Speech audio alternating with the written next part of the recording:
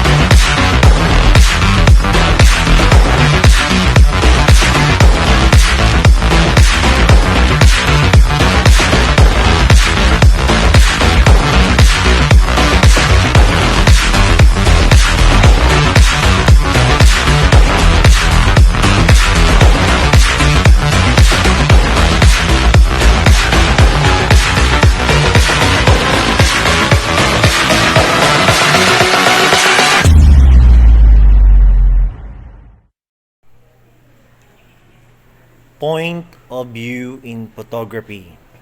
In relation to photography, points of view refers to the position the camera is in when viewing a scene. Are you lying down on the ground looking at your subject? Are you flying a helicopter looking down at the landscape below? Or are you simply standing and looking straight on at your subject?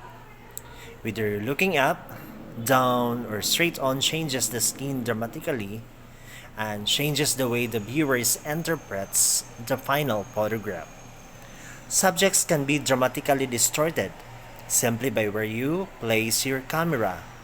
A blade of grass can look like a skyscraper, and a skyscraper can look like a tiny little house. It all depends on your point of view.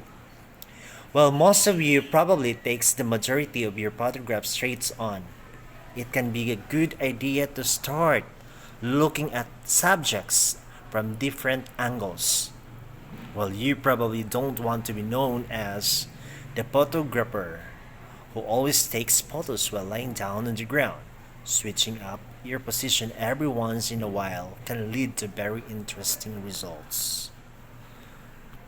So, at this point, we will be discussing different kinds of view.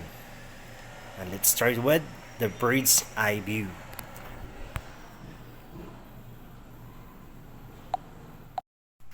When photographing a subject from above, it is known as a bird's eye view. This could be taken from up in the sky, such as when flying in a plane, or it could simply be taken by standing on a ladder slightly above your subject. Photographing from this point of view can make viewers feel as though they are superior to the subject. If you take a look with this picture, the cat. The cat is looking up to the person who took the picture. Same as with this landscape, it is taken up above. And these two girls, as you could see, they were looking up the sky. And so with this lady and this boy. As you can see, it was also been taken up above. Take a look with this picture, the picture of a koi. So with that one and the rest of the others. This could also be an example of the bird's eye view. With that picture, photographing from a bird's eye view can be especially effective if shooting landscapes from a helicopter, just like this in the picture. What seems as normal landscape from the ground turn into beautiful abstract works of art when seen from above. If you try to scrutinize the picture, there is really a very nice view you could get. Photographing from below is sometimes referred to as the worm's eye view, as if you were a worm looking up at the world around you. As you can imagine, this makes all subjects look very large, even if they are very small in reality. Looking at this picture, the buildings, and the mushroom also.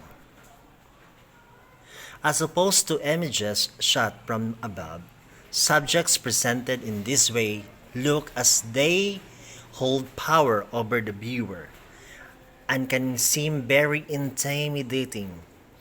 By photographing a subject from a worm's eye view, you automatically make the viewer feel vulnerable, even if the subject itself isn't frightening. Taking this picture, in the photograph of the flower, you really feel as though you are lying on the ground, looking up at the monstrous plants. So this is what it feels like to be a bug, getting down the ground. Allows you to see scenes that you wouldn't ordinarily experience in your everyday life. Next up is becoming the subject. This point of view tends to be the most effective, especially when photographing human subjects. To use this technique, photograph your subject from the point of view of the person interacting with the subject. Looking at this picture. Like say for instance, if you were to take a shot of someone making dinner. Take a photograph of the food as you were the chef, perhaps even including hands in the foreground for reference. This sort of images make the viewer feel as though they are experiencing the scene themselves and makes it easy to put themselves in the photographer's place. An image from this point of view can be captivating, heartwarming, or even slightly disturbing depending on the subjects you decide to photograph. The beautiful photographs of a newly born baby holding someone's hand. When looking at this photograph, you can feel the love and compassion that the older person feels towards this new life. Looking at those tiny hands grasping the finger, you can almost imagine how it feels to be in that room with the baby. If this photograph was taken from any other perspective, the viewer wouldn't feel as connected with the subjects in the image. This image can still be an example of a worm's eye view. And so with this image, this cartoon character,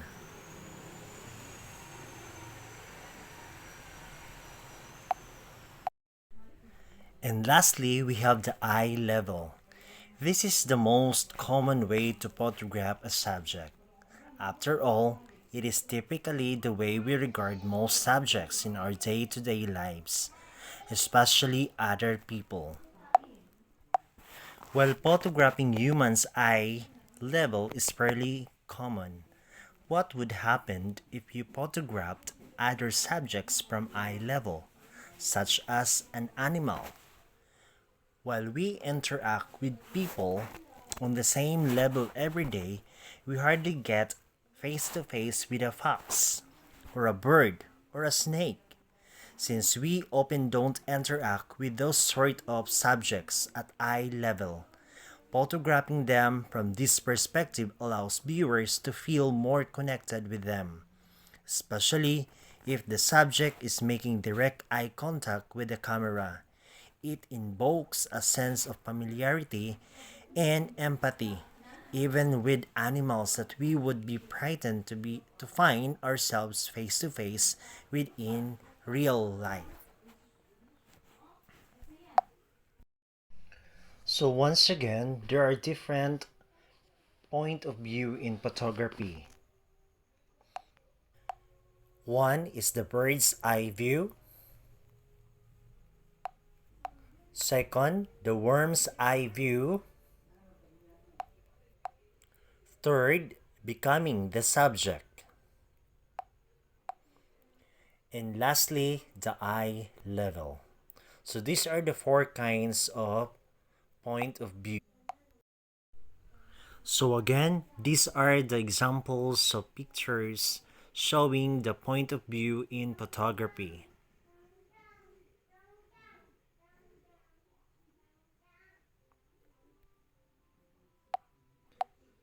Of course, the baby, a dinner with a man, the food.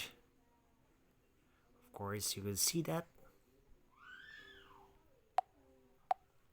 An anime figure, of course.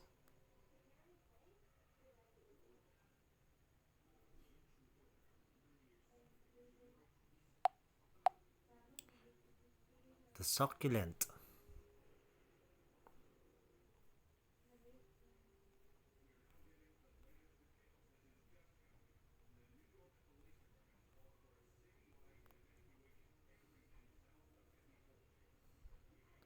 So thank you for watching, and I hope that you learn from this video about point of view in photography. Thank you so much. God bless.